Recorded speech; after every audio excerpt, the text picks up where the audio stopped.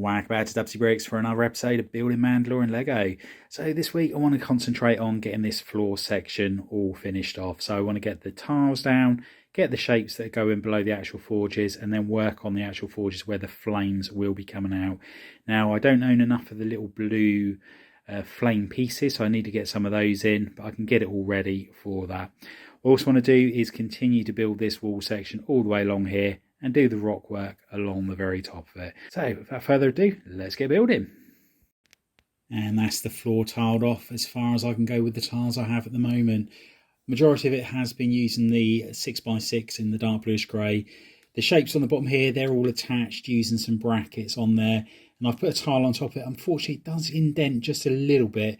But I think once I put the actual forges on top of it, you're not really going to notice it. As you see, you've got the wires coming out for the lights on there as well. So what I can concentrate on doing now is just building the wall along this section here and then continuing to do the rock work all the way along the top. And then that's the majority of this room actually finished. I do still need to design the top section on here as well as doing this top portion of the forges. Anyway, let's get back to building this wall up and then we'll check back in once we make some more progress. And there it is, the great forge room. All the walls are now finished off. The rock work's been done as well. The pattern's the same on both sides. I'm really pleased with how that's coming out, especially from this angle here. I think it looks really good. What I'm going to concentrate on now is the sections that go around the bottom of the forges here. This is the part where the flames come out through.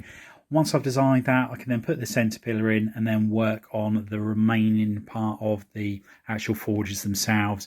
And then that's also, as I mentioned previously, going to work as a support for the roof section. So let's get designing those bottom parts and see what we come up with. And here is the bottom section of the forge, and I've used one of the large dishes on here, and I think these are 10 studs wide. And I've used some of the snot bricks here which are clipped onto these curved slopes, and the reason I've used the snot bricks is purely to have the studs on there, and that's going to enable me to put the flame pieces all the way around. And again, I've just put these modified plates on here just so I can get a couple of extra ones on the corner. But anyway, let's move these over to the mock and then we can see how it's all looking. And here are the lower sections of the forges all in place, and I've put some trans blue bricks over the top, which is what the bulbs are inside, and they're just resting on there at the moment because of the way that I built this and the studs being upside down. There is no way of actually connecting those at the moment. But what I might try and do is put some trans blue plates all the way around so they're inverted and cover up the bulbs that way. So I'm just going to experiment with that a little bit further down the line, but I would need to get some of the trans blue plates first of all. One thing I did have a problem with is these weren't lined up properly. So I thought I had it spot on. I'd put the pillar in to start with. However, when it came to actually suspending the forges above it, they weren't centre to these circles. So it's taken me well over an hour just to get those all lined up and looking how it should do.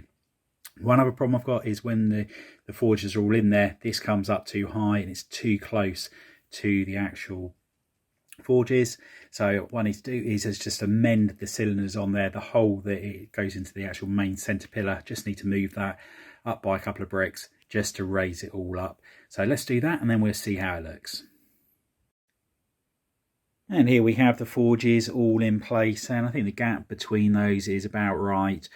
Really happy with how that's all come out. Now that I know it all fits in there okay, I'm just going to continue to build these sections up. And what I'm going to do, I'm going to take these off and I'm going to completely redo that entire section as all one part. So originally I was just going to add another section onto the top of it. However, I think it's going to be better and stronger if I do it all together. So I'm going to take it all up to the same height as the top of that. And then the centre section that's going to be on top of that will be one unit and they're all clipped together. So let's take these back to the table and let's start amending them. And that's all three of the forges all made up now, all up to the correct height. So these should now hopefully be level with the actual centre structure itself. Now I can start concentrating on the main part that's going to keep all of it clipped together and also act as that support for the roof. So let's move them over to the mock and see how they look. And there are the 3 forges all connected to the centre pillar up to the height they now need to be. Really happy with how they've come out. I did have to adjust these sections just here. I needed to bring it up by, I think it was about two bricks. It was just too close to the forge bit at the bottom there. Now, the one thing I can't do is I can't permanently attach these in place just yet. I want to build the section on the top here, which is going to connect it all together. And it'll be the same design as I've put in the centre bit here that holds them in place. I'll be using the hinge pieces. However, if I attach it all in place, I'm not going to be able to get my hands around the back to put the flame pieces on the lower section of that back forge. Now, you can't actually see it, so it doesn't really need the flame pieces on there, and it's a bit like the door at the back that you can't really see. You can just about make out the line of the door frame if you get at the right angle. However, it's just nice knowing that it's all there and that I've done a thorough job, I suppose, with the details on there. So what I'm going to do next, I'm going to concentrate on finishing off the back section just up here, which is where the building is going to slot into place. So let's move this entire section back up to the work table and let's get building. And here we have the Great Forge back on our work surface. Now, I have realised I have not put a hole in the wall here. So this section here is where the building is going to sit on. And I've put this hole here so the building can sit inside of it, so that when all of the weight's on the side of the building there, it doesn't topple over. And the idea was I was going to put a beam going through here to lock everything in place, so I know that it's all nice and sturdy. So what I need to do, just remove a few of the bricks along this section here, then put the hole in there basically, and then build everything all up. And I'm probably going to go about 1 or 2 bricks higher than the front section just here, as I do need to put a good support structure across the Great Forge at the front there. So I'm going to allow a little bit for that. So let's get the bricks and plates out and let's get building.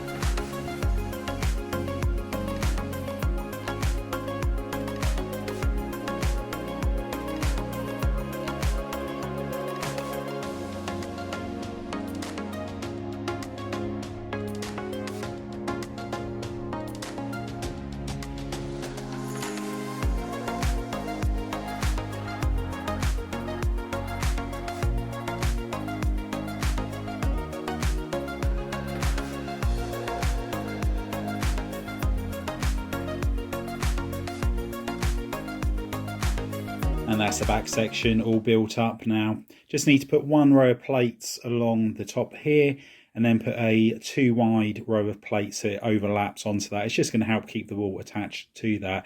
Then this is the level where the actual city is going to be starting. So I will eventually tile off this entire area here, and the building, as I mentioned earlier, is going to slot into there. And then we have the bar that goes in here, which holds it all in place. So again, just need to finish that look off there.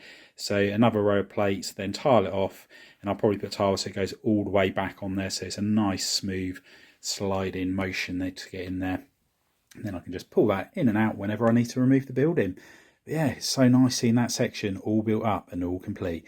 So let's move it back over to the mock table and see how it's all looking.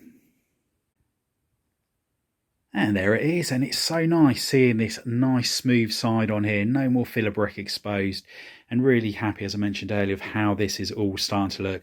Really need to get on and order the flames to go around the bottom, as once I've got those in, I can fix all of this in place and get the roof section popped on here, and then this side of it is all done, ready for building the buildings above it. Seeing all of the grey here and no more of the multicolour filler brick really is starting to give it that Mandalore feel, and I think as soon as I've covered up all of that filler brick over there as well, it's just going to be such a satisfying feeling. I can't wait to start building the tunnels along here where we see Captain Vaughan and the 332nd Troopers and all of the scenes that we see in the Siege of Mandalore episodes. But it's been a very satisfying week, getting all of the rockwork built, getting the walls all down here and finishing these upper sections of the forge. Anyway, that's all we've got time for. Hope you've enjoyed the update. If you have, please give us a big thumbs up. If you haven't already done so, please consider subscribing to the channel and hit the notification bell so you don't miss any future content on the channel. And please share it with family and friends. Anyway, thanks for popping by. See you next time. Bye for now.